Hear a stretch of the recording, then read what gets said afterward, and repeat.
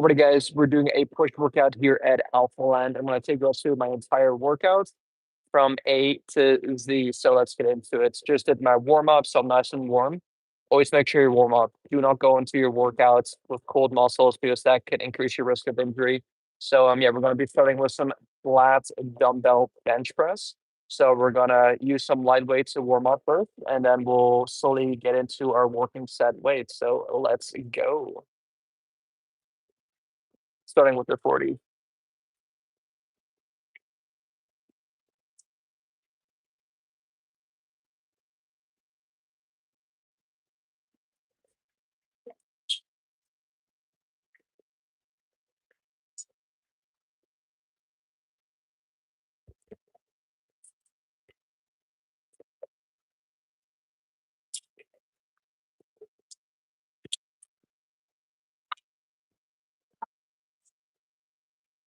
So typically on my warm-up sets, I don't go with the true failure. I kind of view these as like feeler sets. So just to literally get my body used to the movement and used to the exercise.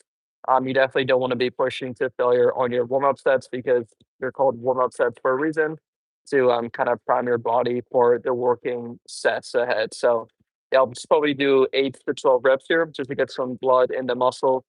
And then I'll likely be ready to rock and roll for the working sets. So yeah,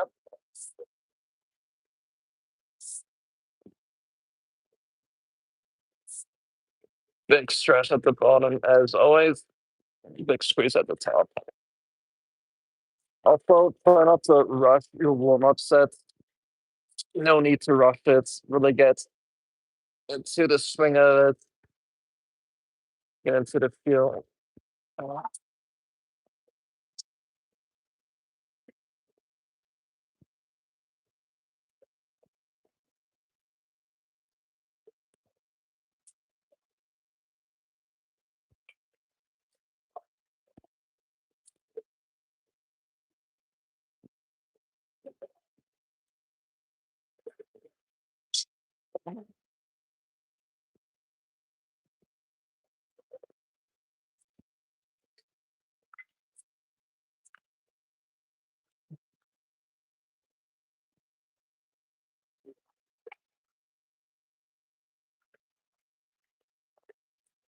Already.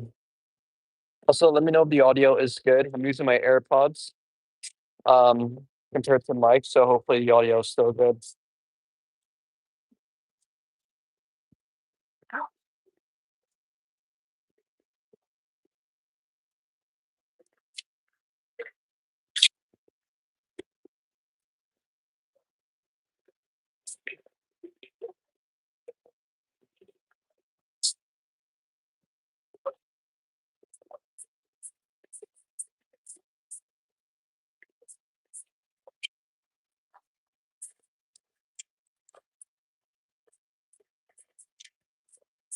Hopefully you guys can see me a bit better now. That's okay. Just did warm up set. I'm feeling pretty warm. It's really important as well, guys, that before you do any workouts, to not physically feel cold. So typically, I always recommend just doing a general warm up, whether that's on the treadmill, elliptical, stairmaster, whatever form of cardio you want to do, just to increase your core body's temperature because you do not want to be going into your workouts just in general feeling cold because that could increase your risk of injury.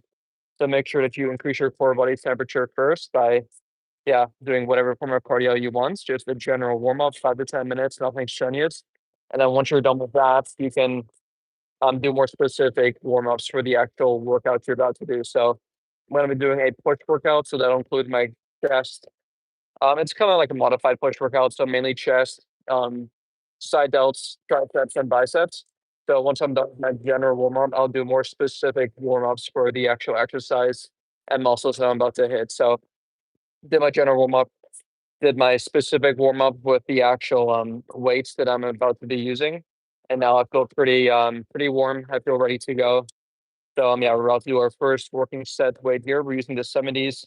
Last week, I think I got 7 reps on my first set. So this week, hopefully, I'll be able to get 8 reps, or at the very least, match last week's performance. So that's the goal here.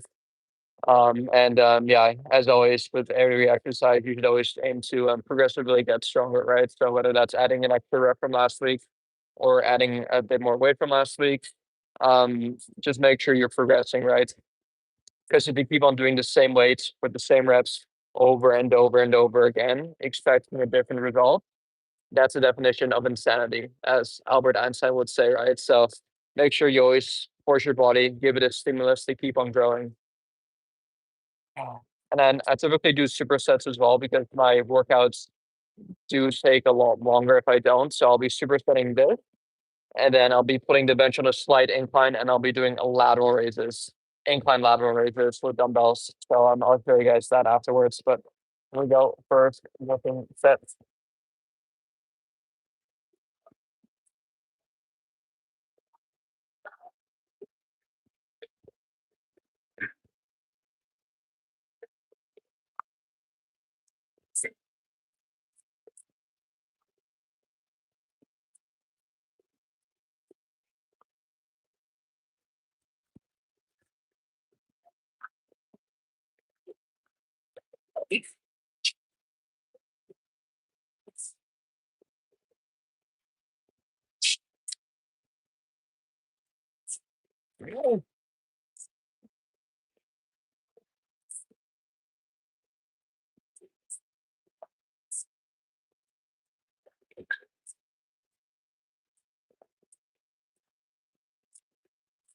Ugh.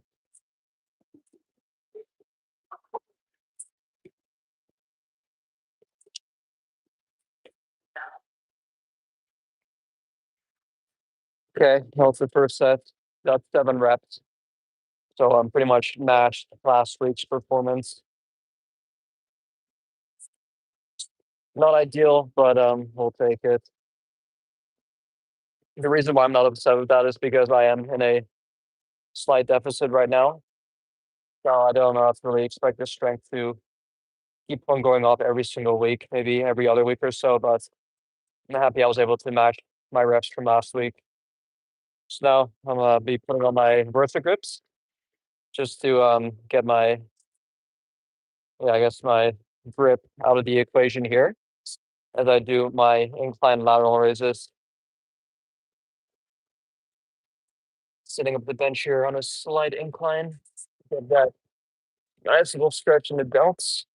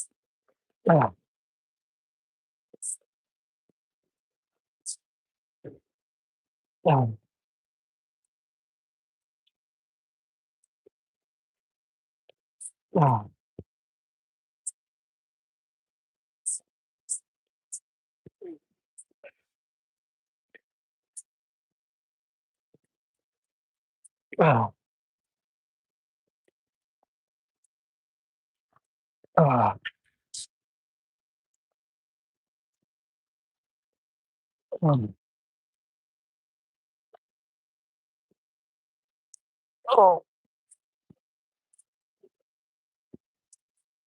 Alrighty, just did 20 reps there, which is good. Last week I believe I got 18, so we're just at least with to progress a bit on that. So the reason why I'm such a big fan of the incline lateral raise is because two reasons. Number one, right, putting your shoulder blades back against a feet like this puts them in a huge stretch position, which putting any muscle through, or at least favoring the lengthened or the stretch position for any exercise you're doing, has been shown to be a lot more hypertrophic, aka more muscle building. So any exercise I do, I really try to emphasize the stretched position. So by putting myself back against the seat with these lateral raises, as opposed to staying upright, by lying down like this, I get to almost like pre-stretch them, which puts them in a great stretch position. And on top of that, too, the second reason why I like these is you can't really cheat on these, right? As you can tell, I'm kind of like stuck against the seat. So even if I wanted to use momentum or body English, I honestly couldn't really because I'm literally kind of strapped against the bench behind me. So definitely, if you haven't tried these, definitely recommend doing them over like standing lateral raises. So yeah, supersetted dumbbell press with lateral raises, first set of each. We got 4 more left of each, and I'm a big fan of supersets. Basically, just cut your workout time in half. I'm a fan of antagonist supersets, so just making sure that whatever exercise you're going to be supersetting, making sure that it's not for the same muscle group. So I wouldn't necessarily superset a chest exercise with another chest exercise. I would more so be more inclined to superset a chest exercise or an opposing muscle group, whether it's my back, ideally my back. Side delts is fine, but even with any pressing movements, your front delt is definitely involved in that. So ideally, if you can superset, for example, bicep, tricep will be great, quads, hamstrings will be great, and then chest and back will be a great kind of antagonist superset, right? At least that way, the first exercise won't really interfere with the second exercise. So yeah, that's why I'm a big fan of antagonist supersets. And like I said, it's so cut your workout time in half because if I were to do just the lying dumbbell press and then rest and then do it again and then rest and then do it again until I'm done and then move over to my lateral raises, I'd be spending double the amount of time. Whereas I could just supersets the dumbbell press with the lateral raise and then rest and then repeat, right? So as you can tell, I'm pretty much cutting my workout time in half. So I do that with all exercises. Basically, I'll supersets one with the other, and then when I do my next 2 exercises, I'll be supersetting those as well. It just makes your workout a lot more time efficient as well. So yeah, I'm pretty rested up here. Now we can move on to the second set. Here we go.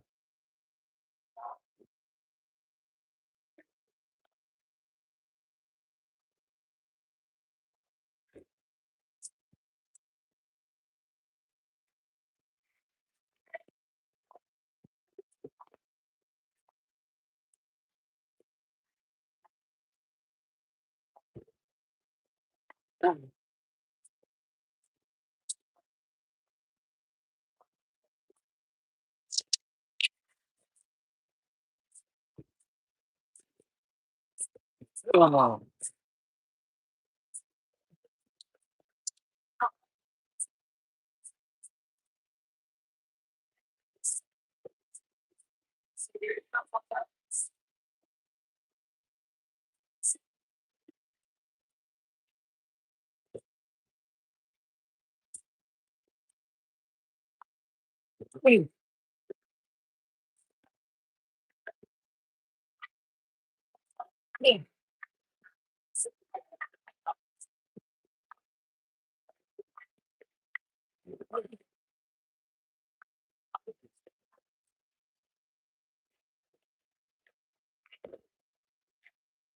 Oh.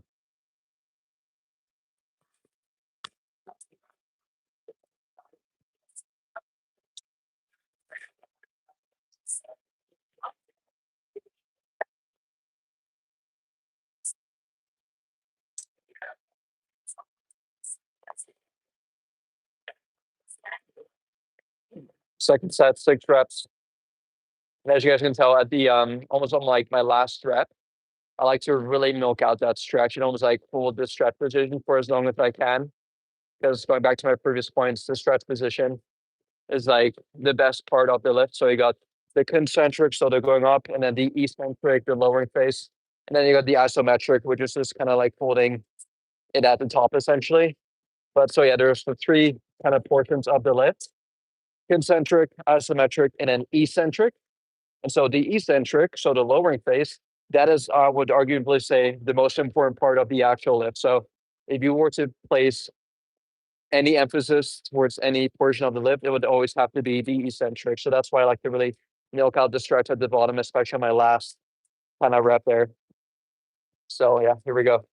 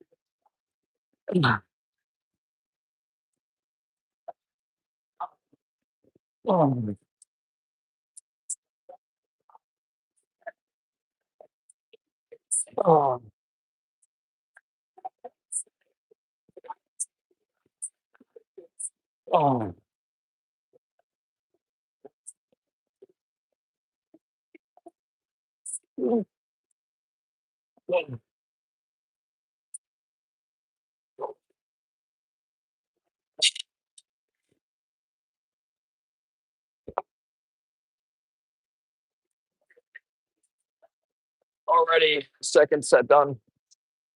I'm gonna need some water. I'll be right back.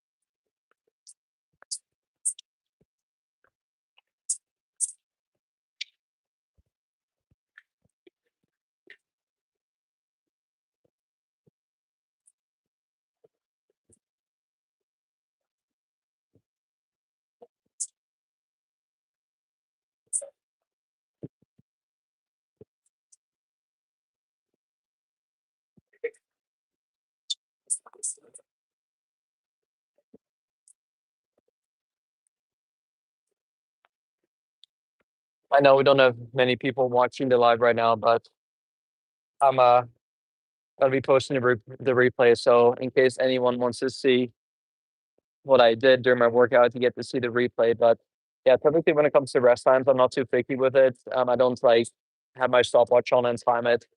I pretty much go whenever I feel like I'm ready to go again. So it also really depends on the exercise. So for most compound lifts, I typically require a bit more time in between sets to actually fully recover, so I can give the next set like enough power and strength. So like any like squat, bench, deadlifts, overhead press, any of those like big core exercises that obviously stimulate multiple muscle groups in one lift. Whereas when it comes to more of the isolation exercises, where there's like a bicep curl, a tricep push down, a calf raise, I really don't need to be resting 5 minutes in between sets. And so that's why typically I don't recommend and I don't give my clients like predetermined like rest intervals in between sets because it really depends on number one, your cardiovascular health, like how good is your cardio, your stamina. Like, for example, I run marathons. Um, so my cardio is like insane. It's like really good. I recover really quickly. So I may require a bit less rest time after doing a heavy lift compared to someone else. And then secondly as well, depends on the exercise. So like I said, for compound lifts, I typically require a bit more time compared to like an isolation lift. I can literally do a set, rest 30 seconds, and then move on to the next set again, right? But yeah, now that I'm talking to you guys, I probably am resting a bit more than I typically would, but it is what it is. Don't get too caught up with like the rest times, just focus on actually putting in the work. Although with that said though, the longer you do rest, the better your performance will be, right? Because you'll be more recovered. But at the same time, you don't want to be spending hours upon hours at the gym, right? So kind of find that happy medium there. But if I were to give you any advice, I would always favor towards resting slightly longer in between your sets than slightly less longer, if that makes sense, just to keep your kind of performance on par. Because if you rest like very little in between sets, your performance can dip by a lot, set after set, essentially, right? So just kind of keep that in mind.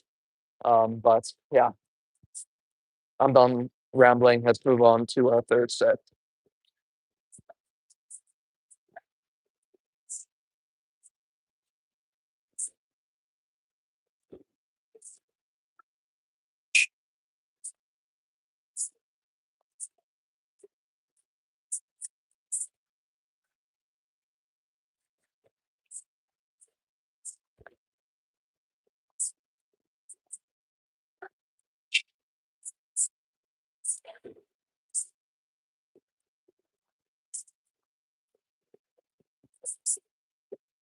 Ah.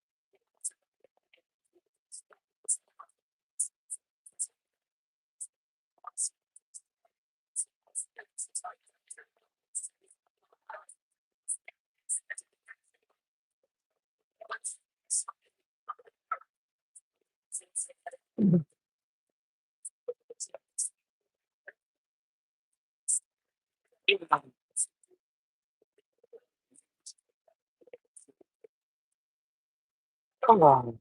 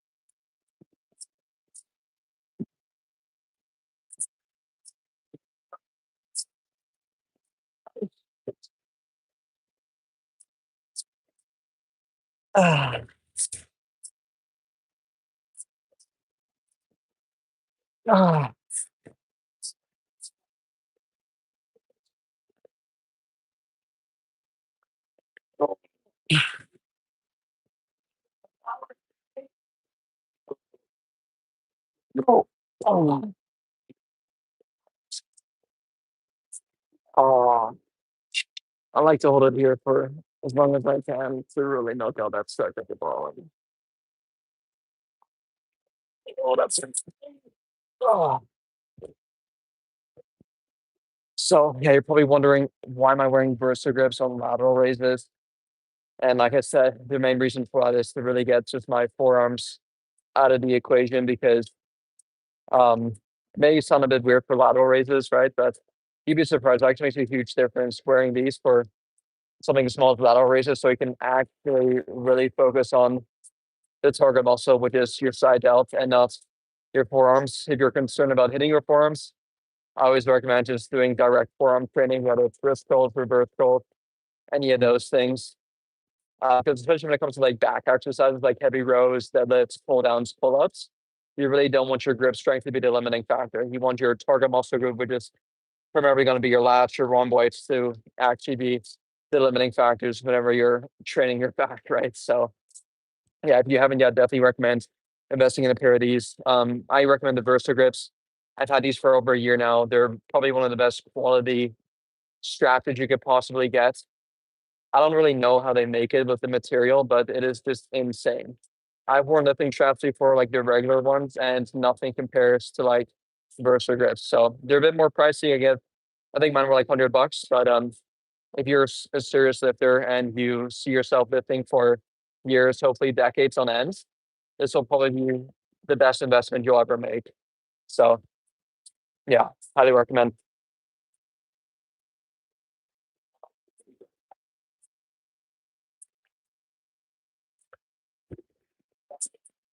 I got two more sets left at beach. Then I'll be moving on to two different exercises. So I'll probably stay here. I'll do the flats,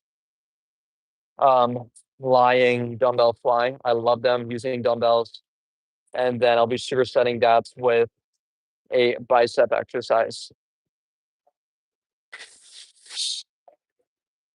So as I showcase more of my training here on YouTube, a common thing you'll start to notice is that my training is pretty simplistic in terms of I do not really use any fancy machines. Honestly, I'm not a big fan of using machines for a number of reasons, which I'll explain in a different video. But just to keep my training very simple, especially whenever I travel and stuff, it just makes keeping track of my weights and my lifts a lot easier because as you guys can probably tell, different machines have different resistances. So for example, a bicep machine curl here at Alphaland may be completely different at Planet Fitness or LA Fitness, for example, right? Whereas a 20-pound dumbbell at Alphaland is still going to be the same amount of weights, the same dumbbell at a Planet Fitness or LA Fitness, for example, right? So I know 20 pounds is going to be 20 pounds, regardless of where I'm at, especially given my travel schedule and stuff.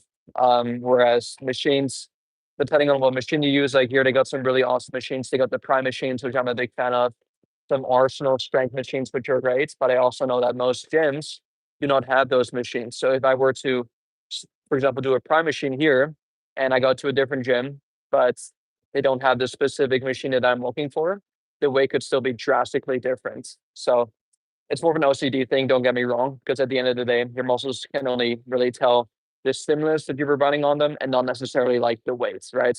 Like my muscles don't know if I'm lifting the 70s or the 50s. Like my muscles don't care. They just care about how difficult is it? Am I going close to failure? And how much volume and intensity am I kind of putting into each set? So yeah.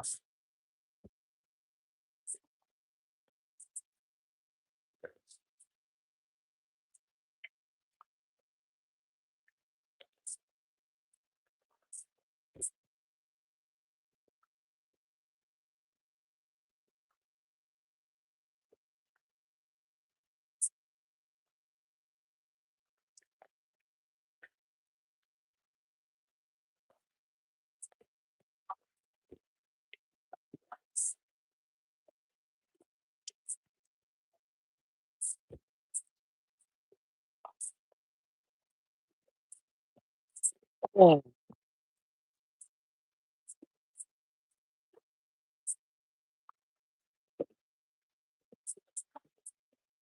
yeah.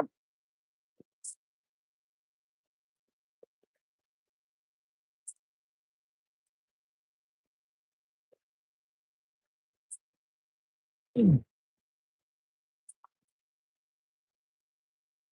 Mm.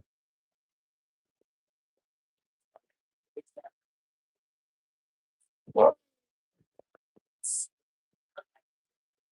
ah,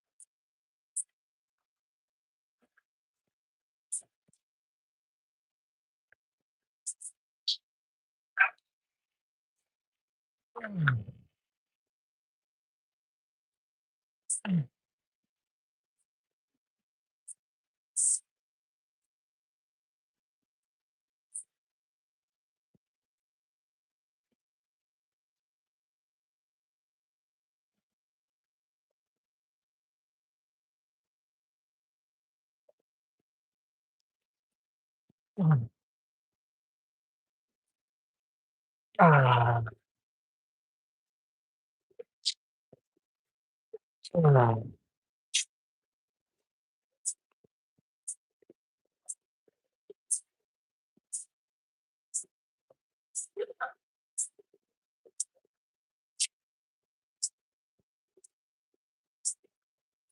ah,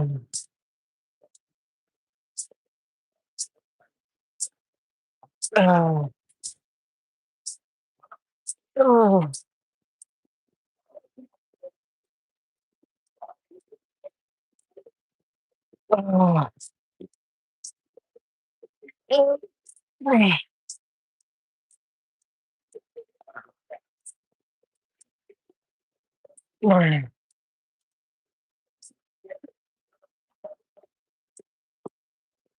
ah, ah, ah. Woo! That's brutal.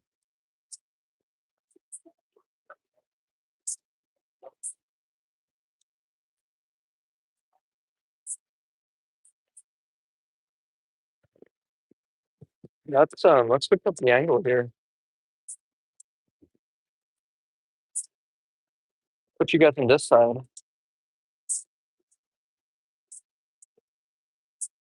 There we go.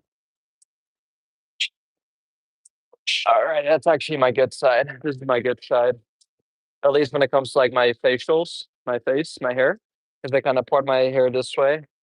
But when it comes to like my bicep, I do think my right bicep is probably bigger than my left. So I guess arm wise, my right side will be my better side, and not my left. But whatever. So yeah, the one more set left of each. And when it comes to the rep ranges, guys, so it really depends. So typically speaking, when it comes to muscle building, so the hypertrophy rep range, I'd always thought when I first got into lifting that it was like the 8 to 12 kind of rep range, right? So like 8 to 12 is like the muscle building zone. The 12 to 15 is more like the endurance, and then like the 3 to 5 is like more strength. And that certainly is true. However, it's been shown study after study that the hypertrophy range is actually lots broader than people used to once anticipate. So it's actually from as little as 5 reps all the way up to 30 reps. So as long as you're kind of within that range and your goal is to build muscle, you're absolutely good to go.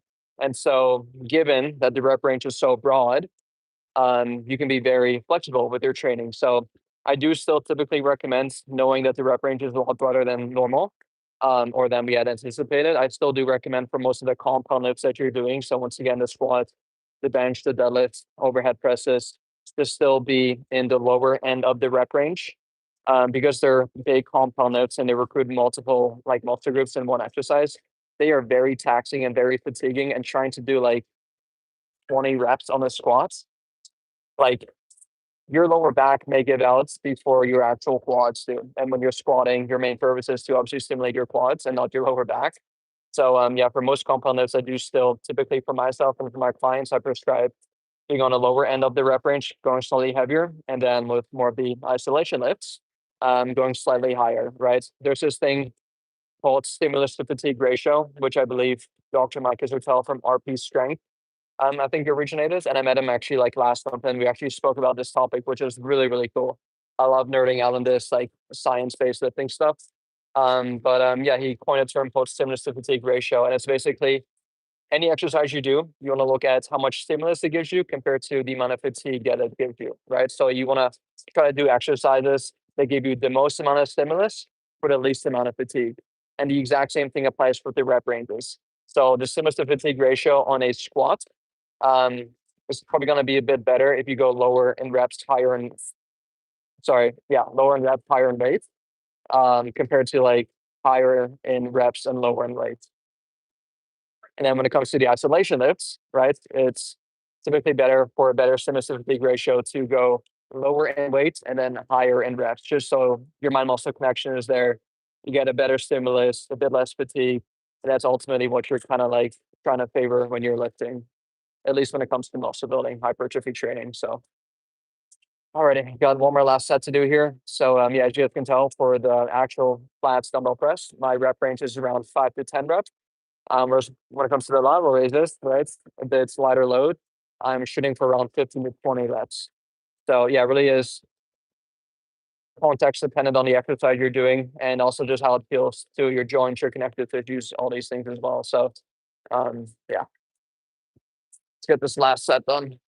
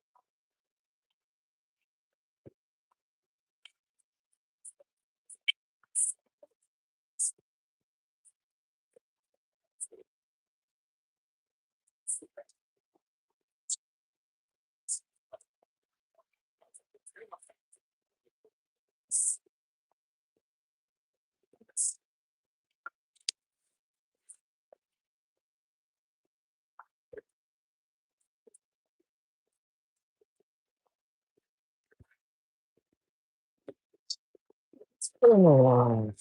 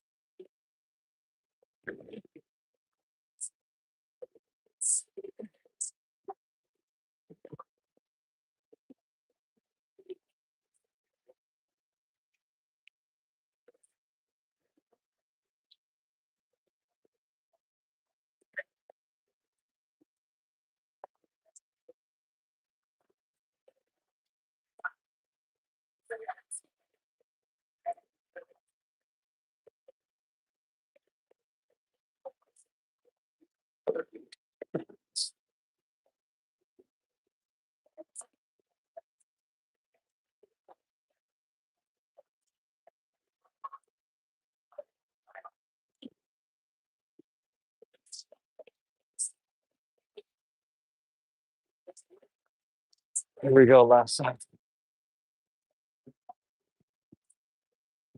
Oh.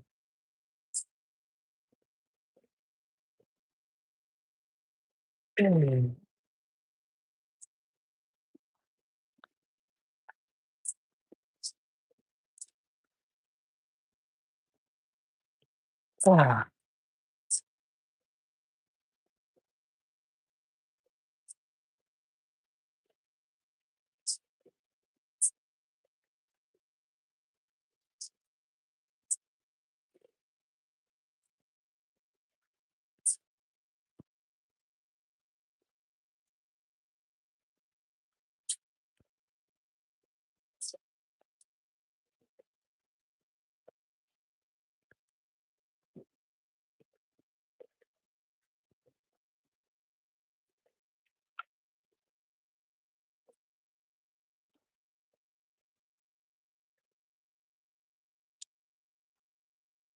Ah.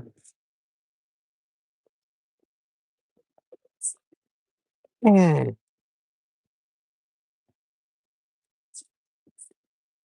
Oh.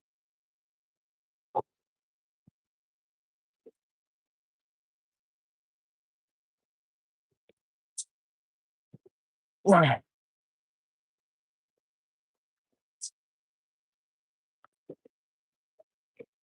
Oh. Ah.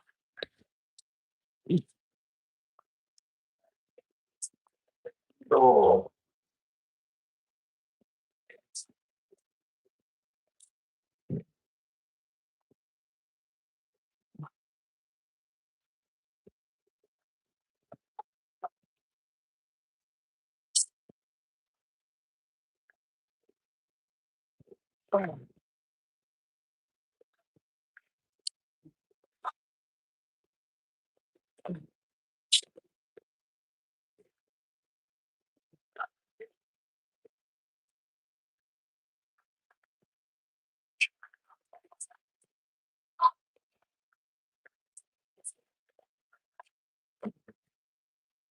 Alrighty, guys, done with the first two exercises.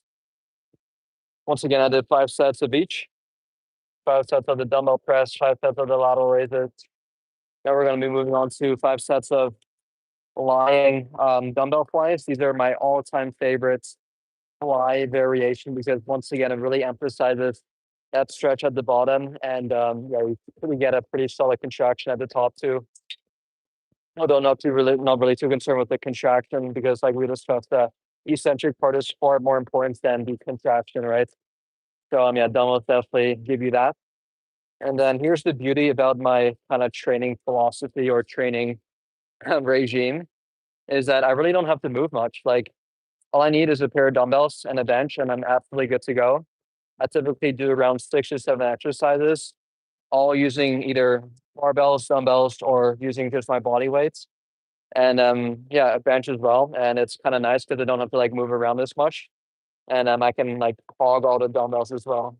Just kidding, I don't typically do that, but yeah. Anyway, so yeah, lying dumbbell flat flies. Then I'll be supersetting that with another antagonist superset, just once again to increase the training intensity and then also to cut my workout time in half, like we discussed. So I'll be supersetting that with, I'm not gonna be moving. I'm still gonna be on the bench with lying dumbbell curls. I actually got these from Mike Gisertel as well. And this is one of, if not the greatest bicep exercises you could possibly do. And you'll see why. And especially if you haven't tried them, I really recommend you guys to try them as soon as you're done watching me do them. But yeah, the reason why I love that specific exercise is because it really puts your biceps in the lengthened position at the bottom, right? It's like full stretch at the bottom, and then yeah, you just get such a really good squeeze at the top too. So they're very difficult, very humbling. Cannot go super heavy in weight there, but we're not here to train our ego. We're here to train our muscles. So all right, let me put these weights back, and then we'll be ready to rock and roll.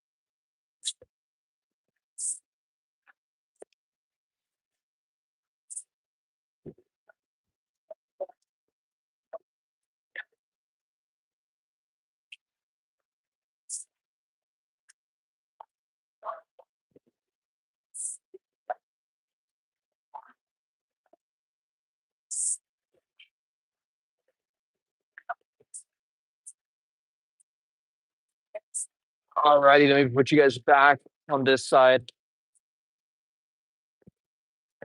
Just so you guys get exposed to a different angle.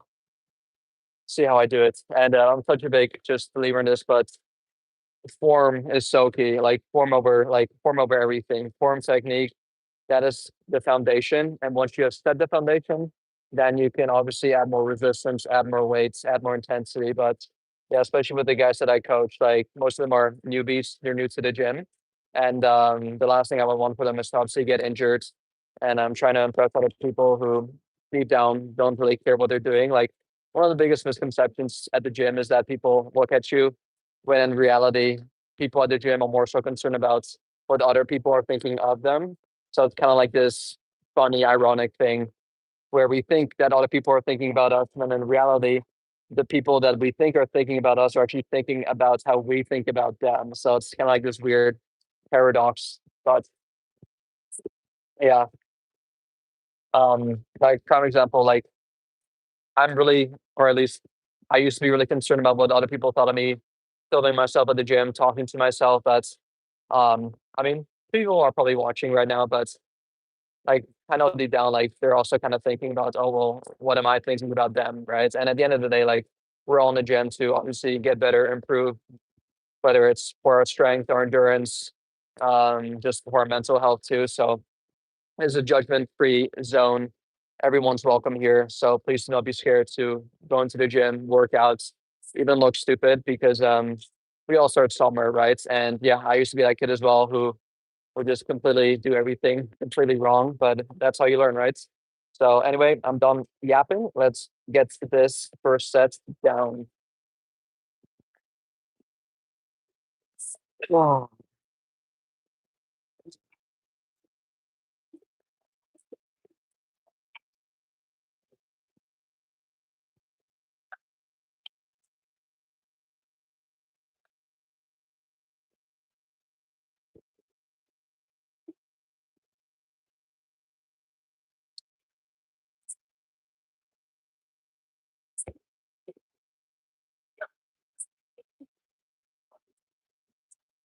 oh,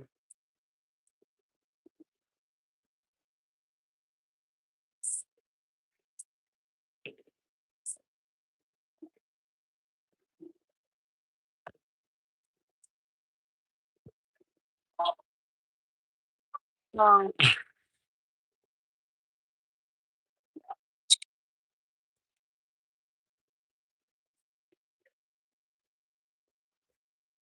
oh,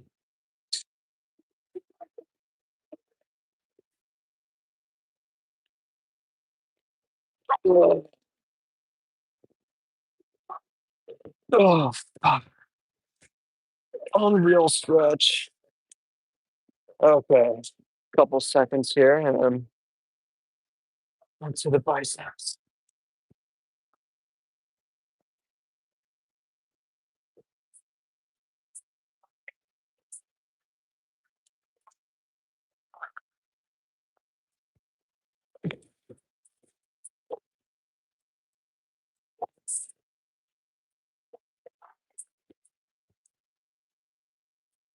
Oh,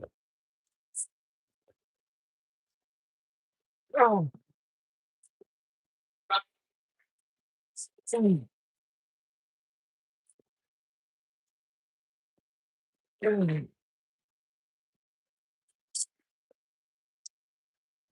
oh, oh.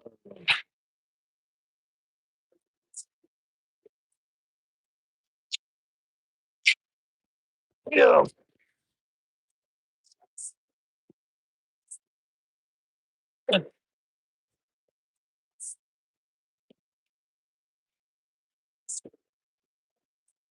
Boom.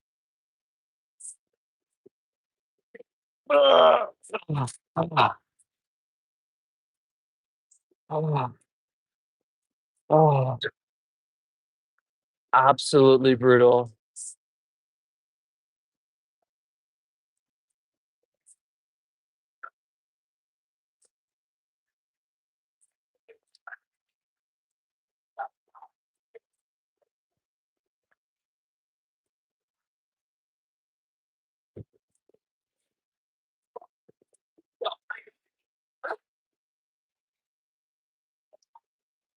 Pump going pretty crazy.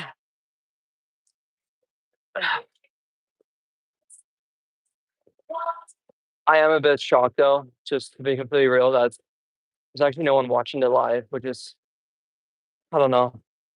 I don't really care, but I thought at least one person would show up, but I feel good. Like I'll just post it as a replay. And the entire reason I'm going live so often now is because I created this challenge with my friends to essentially just go live every single day. And I definitely do think that as we enter 2026, with all this AI coming out, right, where people's skepticism are at an all-time high, like people don't know what's real versus what's fake. And like I'm trying my absolute best as a content creator to obviously keep up with the times, keep up with what's trending, but at the same time, not really lose that human touch and that human component, right? Because that's ultimately like I really think what people crave the most, right? Like people as they enter 2026 are more so craving like their real, authentic kind of content as opposed to the AI generated content. And I'll be honest, like I'm also kind of sick and tired of it too. Like I hate scrolling on like my TikTok or whatever, and just like hearing like these voiceovers or like I don't even know. Like it's kind of scary too because like I definitely think that as AI keeps getting better and better, that it's going to be really difficult to differentiate between what's real versus what's fake. Like it's kind of a scary thought, and that's why like I really think that like right now more than ever, like having obviously the live streams.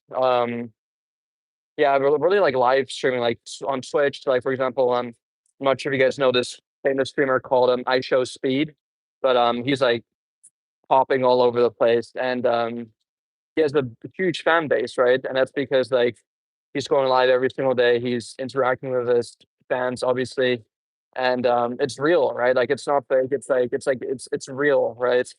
And I think a lot of people kind of appreciate that. So yeah, that is kind of why we, or at least for myself, I kind of set up this challenge to go live a bit more often, especially on YouTube. I love YouTube. Like YouTube is just it's how I started, and I just love the fact that I get to like obviously repost these so that you can obviously rewatch the live streams afterwards. Whereas on like TikTok or Instagram, they kind of disappear, and it's hard to really build that one-on-one connection on those platforms compared to like YouTube, which is obviously favoring more long form style videos. So yeah, really gonna be going all in on this long form style live streaming at least for the next couple of months, see where it kind of takes me both for obviously social media wise, but then more importantly, like you guys as well, right? Um, so yeah, quick sip of water and then we'll do our next set.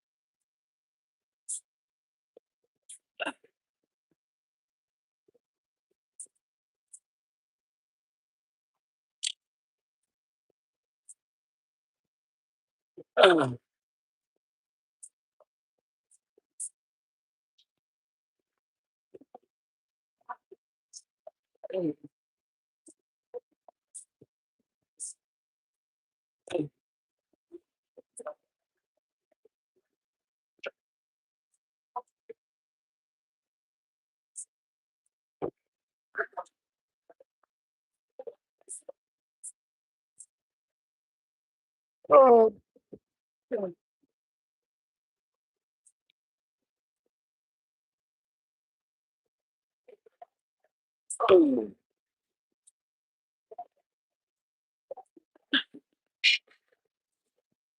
craziest stretch ever.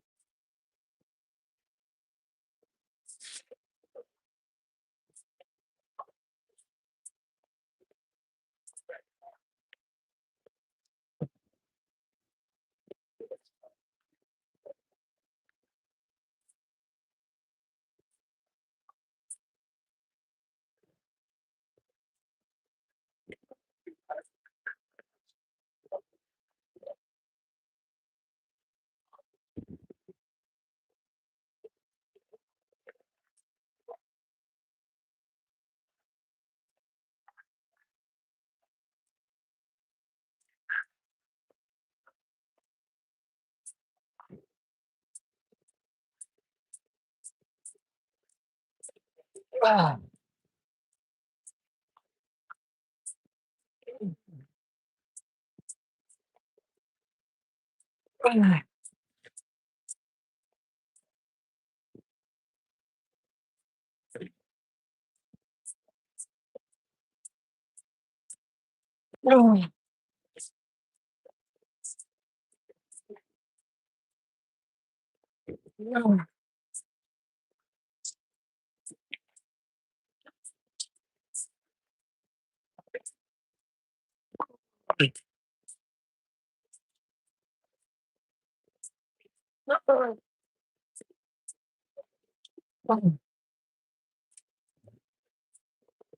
Oh my god.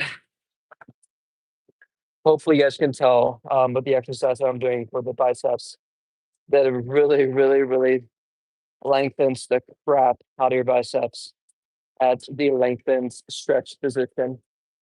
And I guarantee you, if you've never done this before, your biceps are gonna be sore for days. Something called DOMS, delayed onset muscle soreness. And a lot of people shy away from being sore. Like a lot of my clients when I first start our program, they're like, "Oh, Conan, like I'm getting so sore. This is a bad thing." I'm like, "No, that's a good thing. You have to embrace it. It's a good thing. It means that you're actually stimulating your muscles properly with enough volume and intensity, and more importantly, with the proper performance technique. Because yes, there's a difference between soreness and like muscle soreness and muscle pain. But no, if you're getting sore after your workouts and that lasts between 2 to 3 days, that's the sweet spot. Because typically, like you should be training each muscle group at least 2 times per week, so every 3 to 4 days or so. And if they can recover just in time for your next session, that's like ideal. And now, if you get super, super sore, so sore that it's still sore the next time you train them, so around 48 to 72 hours after, and maybe it's time to maybe dial back the volume a bit, so the number of sets you're doing. But as long as you're recovering in time for your next session, and the definition of recovery is returning back to baseline. So as long as you can match last week's performance, it means that you are at least recovered. But ideally, you like to be a bit more recovered so that you can come back to baseline and slightly stronger than last time. So essentially, when you're at the gym, right? It's like hopefully most people know this, but you're literally getting weaker over time. Like you're literally breaking down your muscles. So it's like you kind of start here at baseline. And then as you do more and more sets for any exercise or any muscle group you're doing, you're literally breaking it down, right? It's like you're getting weaker and weaker. And you can probably notice this intra workouts where the more sets you do, the next couple sets you do afterwards, it's like the weaker you feel because it's like you're doing more work and therefore you get weaker. So essentially, you start here, you do your workout, you literally are breaking down your muscle. And then once you're done with your workouts, right? Let's say you're kind of like you start here, now you're here after your workouts.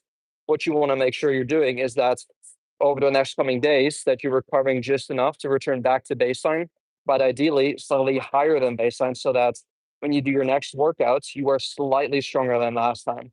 And that is what we call obviously progressive overload, right? That's the kind of like adaptation curve that we're trying to shoot for. So as long as you are stimulating your muscles enough, but not too much, so that you can recover ahead of time, slightly get stronger every single time you exercise and work out, that is the sweet spot, right? So you don't have to kill yourself in the gym every single time. And it obviously depends on what muscle group you're training, your experience level. Like most beginners can get away with just doing a couple of sets, whereas most advanced lifters you can probably see on YouTube that are doing high volumes, high loads, because they just simply require a lot more stimulus to keep on growing, right? Whereas if you're brand new to the gym, you can literally gain muscle just by looking at a weight, right? But then over time, it will get increasingly more difficult as your body kind of gets used to the stimulus that you're providing it, right? But hopefully that kind of illustration kind of broke things down in a more of a simpler sense. But yeah, like just make sure that every single time you do train, that you're not getting weaker over time. Because if you're getting weaker over time, it means that your fatigue is simply way too high, and and that is simply it's masking your performance. So just make sure you're not doing too much where you're not able to recover in time for your next workout. So typically, it's recommended to do around 10 to 20 sets per muscle group per week. Um, but again, there's so much nuance there depending on your performance technique, your experience level, what exercises you're doing, and all these other things. But yeah. Now I typically don't gap as much in between sets. Usually I'm just like focused on the zone and I typically kind of walk around in circles just to kind of get more steps in. But no, I'm obviously going live with you guys. I feel the need to sit down and chit chat a bit more, but let's head over to our next set. Third set here.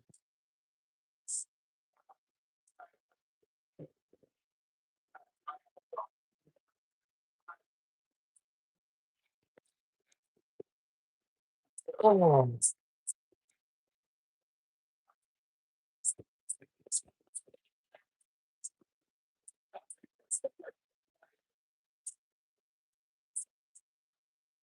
Mm.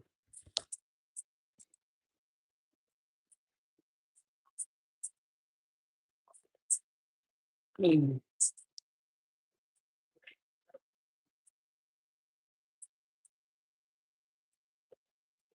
Mm.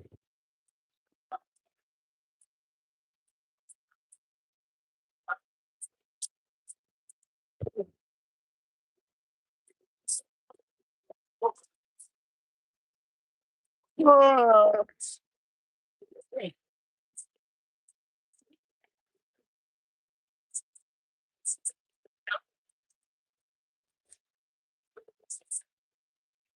Oh my God.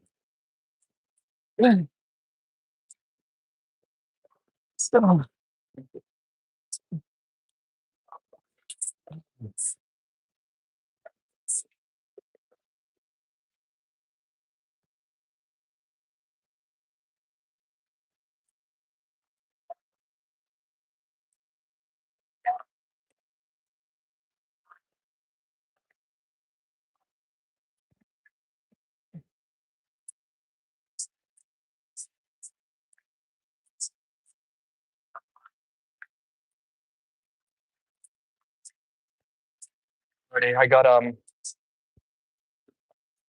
2 more sets left of the supersets, and then I'll be doing dips for 5 sets, weighted, and then I'll be supersetting up with some calves. So I've been training calves every single day, and I have noticed some pretty robust growth after like training them for like the past couple of months now, pretty much every single day, 6 days a week.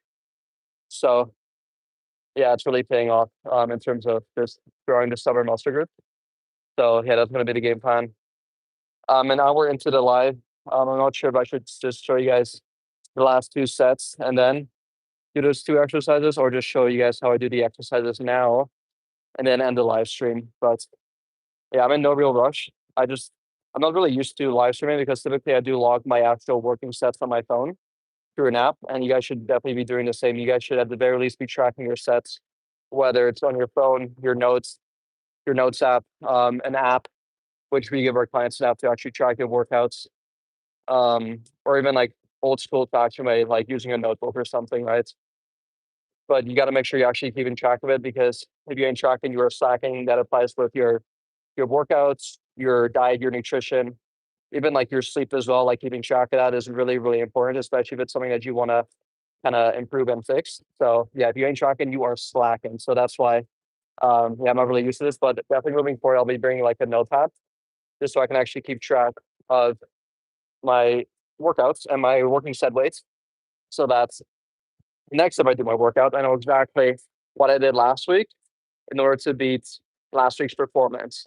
Because if you go into the gym with number one, no real plan, but number two, no idea what you did the previous time you trained, it's going to be difficult to, at the very least, remember what you did and then progress and advance from there, right? Because if you're constantly going into the gym, doing different exercises, using different weights, and kind of like guessing it, sure, if you're a newbie, you can get away with it. But as you get more advanced, you're going to have to be a lot more meticulous with just tracking everything.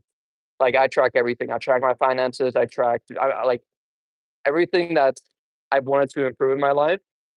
After I started tracking it, it's improved, right? And there's actually been studies showing that people who simply just keep track of their weights, they're not following a diet, they're not following a workout program, they're just simply keeping track of the number on a scale, they tend to lose weight, right? And so just the fact of you just paying attention to it and just being aware of it, it just likely makes you more aware of it and therefore actually, um, at the very least, just be more mindful of it, right? So yeah, make sure if you ain't tracking, you are slacking. So make sure you guys are tracking.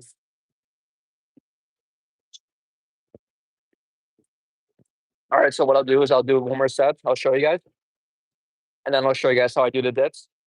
And then I'll pretty much just end the live stream because there's not like a whole lot more action going on here apart from more multi sets. And yeah, that's really what it comes down to. Just sticking to the basic exercises, progressively overloading, and just doing a lot of volume, or at least enough volume so that you're cementing your muscles and you're recovering in time for your next workouts. And for me, that tends to be pretty high. So I'm doing around 20 sets per muscle group per week. And then up to 3 sets per muscle group for the smaller ones, including my side delts and my calves, which are a bit stubborn.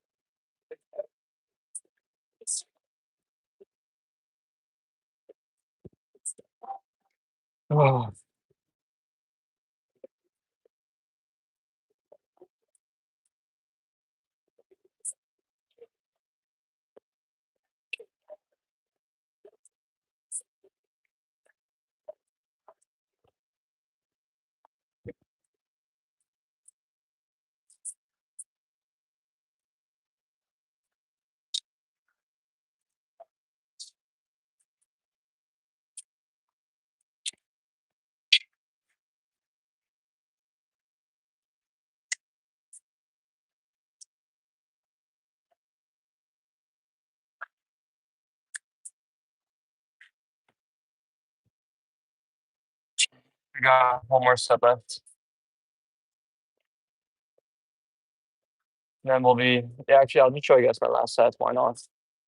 And then I'll show you guys the dips, and then I'll end the live stream.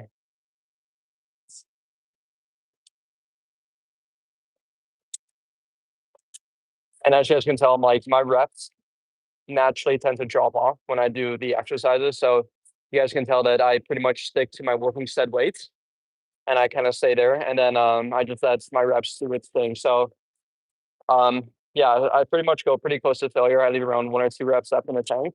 Honestly, like probably 0 reps left in the tank. Ideally, I should be staying within the 1 or 2 reps in reserve range, but yeah, I don't really do that as much as I should. So I typically will, yeah, I take all my sets pretty much close to failure, at the very least 1 rep in reserve. And yeah, as you guys can tell, I started at, for example, the dumbbell fly. I think I did 10 reps on my first set, and then all the following consecutive sets, my reps have naturally kind of dropped down, right, from 10 to 9 to 8 to 7 to I think I just did 6 or 5. I think 6 reps on my last set here. So it's totally normal for your reps to drop off naturally. That's not a bad thing at all. It's actually a good thing because it means that you're pushing your body hard. Because I would start to raise an eyebrow, especially like when I see my clients, like if they're using a certain amount of weight, let's say it's 100 pounds, and they do 100 pounds for 10, 10, 10, 10, 10 reps, all consecutively, all in a row. I'm like, okay, well, if you could do 10 reps on your last set, how difficult was your first sets doing 10 reps? Well, likely not that hard, right? Because naturally speaking, the deeper you get into your set and the deeper you naturally get into your workouts, fatigue will just naturally start to build up, right? And that's a completely normal thing. And it's something that should be happening because if your fatigue doesn't build up, the deeper you get into your workouts, it means that you definitely did not push your body hard, right? So just know it's a completely normal thing and an expected thing if you keep the weight the same for your reps to drop off. So let's say on your first set, you got 10 reps, you're doing 40 pounds. On your last sets, let's say you're doing 5 sets. First set, you got 10. And on your fifth set, you get 6 or 7. That's totally normal, right? And now your reps could stay the same if you rested like 10 minutes in between sets. But going back to my previous point, you don't want to be spending hours in a gym either, right? So just kind of like this happy medium where, yeah, you should be resting long enough so that you can still perform each set to a good high level, but then not be spending too much time in between sets where you're losing your pump, you're losing the blood flow, and you kind of get out of the zone, right? So yeah, just keep that in mind. But as long as you're doing more than 5 reps every single set you do, because once again, 5 reps is like the bare minimum for like muscle building hypertrophy, you should be good to go.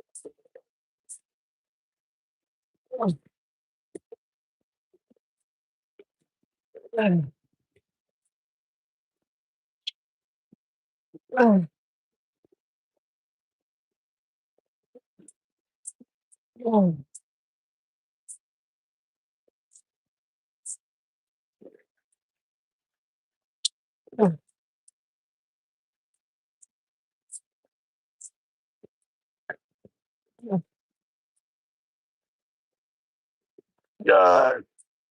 Oh, fuck.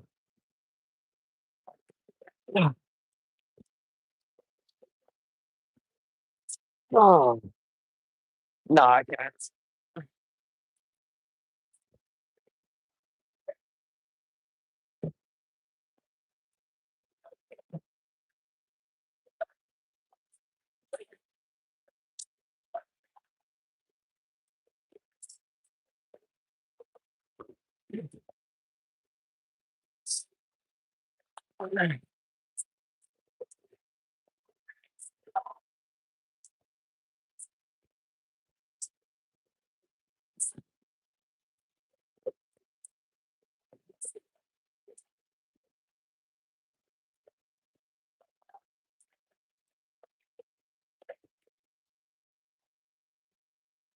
Alrighty, guys.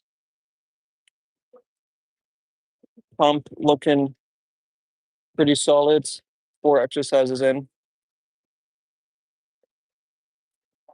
Really goes to show you that yeah, it's all about quality over quantity. And what I mean by that is there's no need for you to do like a million different exercises in one workout. I pretty much do 2, 3 exercises max per muscle group per workout. And I'll train around 2 to 4 muscle groups per session. I'll have 1 main muscle group that I'll train. So today, obviously, it's the chest. And then I'll do 2, maybe 3 other exercises next to that. But I always have like this 1 main lift that I'll do and I'll prioritize. So last exercise here is going to be the dip. I'm going to be doing this with using my body weight because today is Friday. I did dips on a Monday as well. And I did those weighted. So just that's more variety. Be in a higher rep range.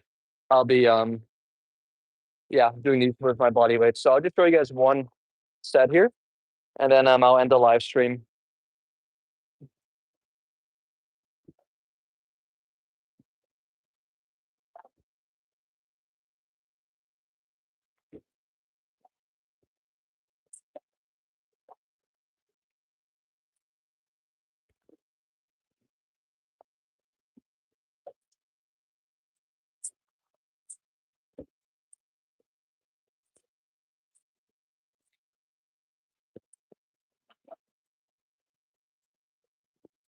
Oh.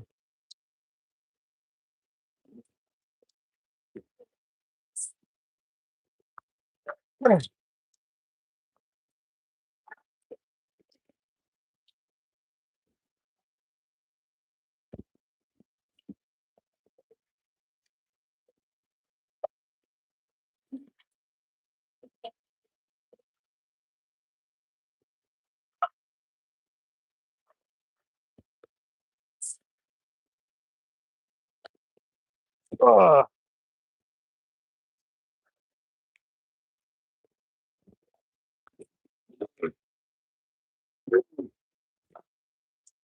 Oh. Oh. So as you guys can tell with this exercise, like, and again, this goes with all exercises, but big, huge, humongous emphasis on the stretch. So you guys can tell how deep down I went. And a lot of people say, like, oh, that's bad for your shoulders, blah, blah, blah. Like, no, it is not. If you can comfortably take your entire muscle through a full range of motion, which you really should be striving to do, that is a good thing. And you really should be getting more flexible over time. You got to keep in mind that working out, exercising, specifically with like lifting weights, like you're literally stretching your muscle under load. That is literally what it is, right? Like with a bench press, guess what you're doing at the bottom position? You are stretching your pecs. At the bottom of the squat, you are stretching your quads. At the bottom of a dip, you're stretching not only your chest, but your shoulders, your front delts, and your triceps too. That is the entire point. Stretch under load. So the deeper you can get into that stretch, not only the more flexible you'll become, which is awesome, so you don't have to like stretch outside of the gym, the more muscle fibers you'll recruit, the more mobile your joints will be, and overall, the more muscle you gain. Because if you're doing half reps, if you're not doing full exercises under a full range of motion, you're not going to be stimulating all of your muscle groups, right? So getting more flexible, going as deep down as you can comfortably, right? Over time, those are all good things. So yeah, this was difficult. It's like I'm very fatigued right now. My chest is like it's starting to get sore already. Like very fatigued. I only got 7 reps there. Um, Probably should have rested a bit longer, to be honest, after doing my flies. But yeah, great exercise. All-time favorite exercise for my chest, triceps, and even front delts as well. Like this is a very underrated front delt exercise because I'll do the exercise one more time in front of you guys, but you guys can tell that my shoulder blades, like my front delt, are definitely getting stimulated. My triceps as well, like those are definitely getting hit too, and then more importantly, my chest. Like I kid you not, every single time I do dips, it is a guaranteed way for me to experience muscle soreness the following day. It is unlike any other exercise I've done for my chest, specifically like my lower pecs, but it's a great all-round just chest exercise, and I highly encourage everyone to incorporate dips into your push day, whether they're assisted, body weight, or adding resistance. Highly recommend. So get this next set in.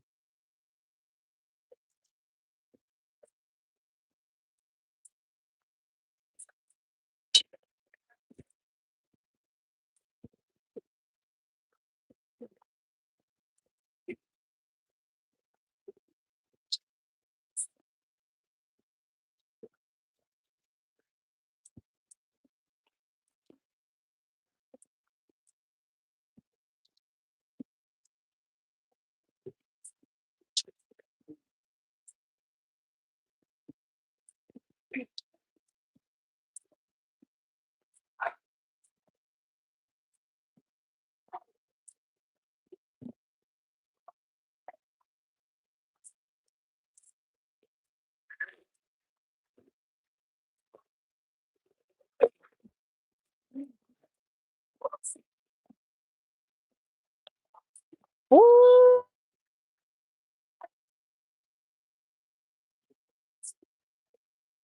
I'm gonna get some water.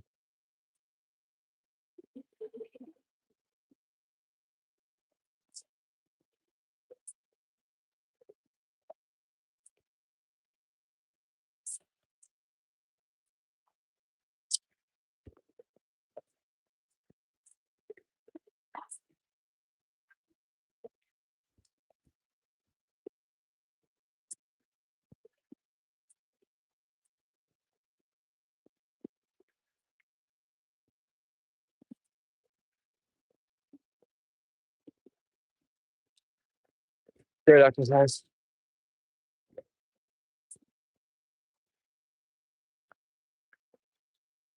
I feel like I've talked a lot during this live. I feel like I've kind of shared most of the tips that I wanted to share when it comes to the exercises. But yeah, I'm excited just moving forward, just sharing more of my knowledge with you guys because I know with the short form content, of course, I cannot really elaborate on most of my points. I pretty much just tell you guys eat these foods, not these foods, these are bad. But of course, context needs to be provided there, right? Because without context, nothing really makes sense.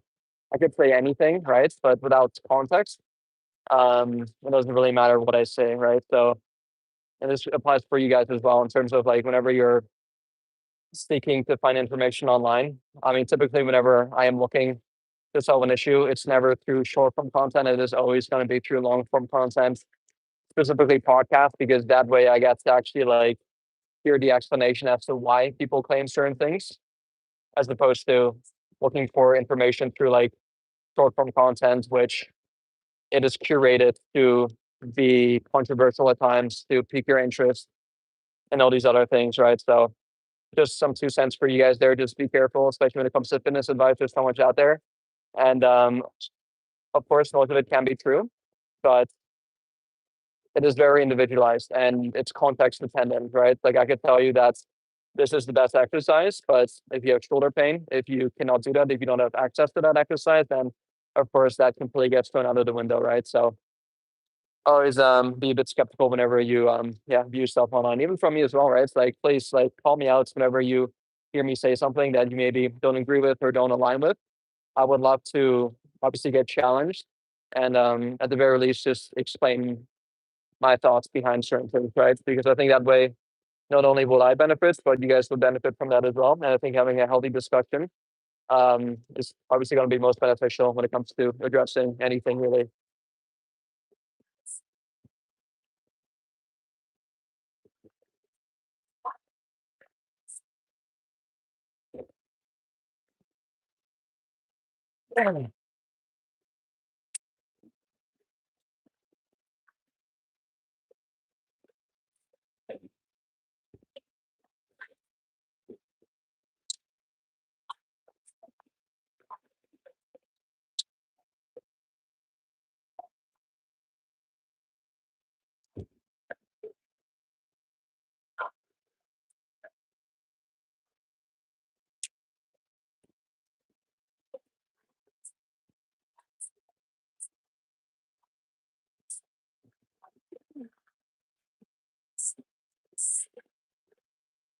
Ugh.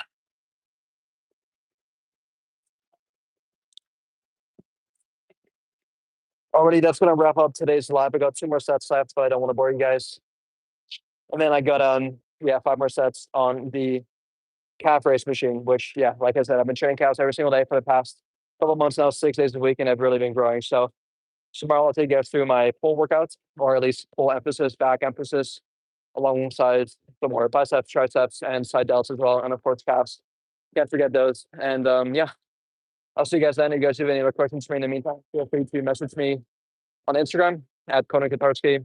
Let's have a discussion. And if you're looking to drop 30 to 50 pounds in the next 6 months, all without sacrificing your favorite foods or spending hours in the gym, unlike me, you don't want to spend hours in the gym.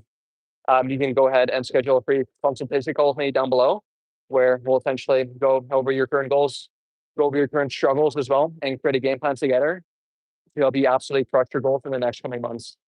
So looking forward to any of that. And I'll see you all soon. Peace.